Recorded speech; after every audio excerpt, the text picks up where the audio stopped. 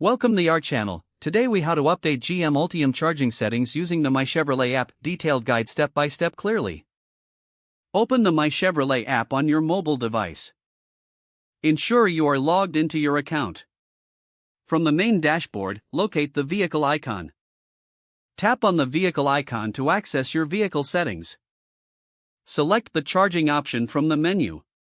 You will see various charging settings available for your GM Ultium vehicle. To update charging locations, tap on Charging Locations. Here, you can add or remove specific charging stations. For adding a new location, tap on Add Charging Location. Enter the address or search for the charging station in the search bar. Once you find the desired location, confirm by tapping Add. Next, return to the chart. To adjust charging schedules, select Charging Schedule. Set the desired charging times by tapping on the start and end time. You can also set different schedules for different days of the week. After setting your preferences, ensure you save your changes.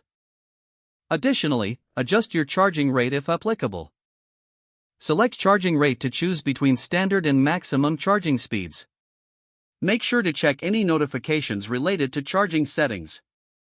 Once all settings are updated, exit the menu. Your updates are now synced to your GM Ultium vehicle. Confirm the changes by reviewing them in the app. You're now ready to utilize the updated charging settings effectively. If the page does not load, refresh the browser or try again in a private or incognito window. Make sure you are using the correct email address, then retype it carefully to avoid small typos. If your password is not accepted, use the reset option and create a new strong password you can remember.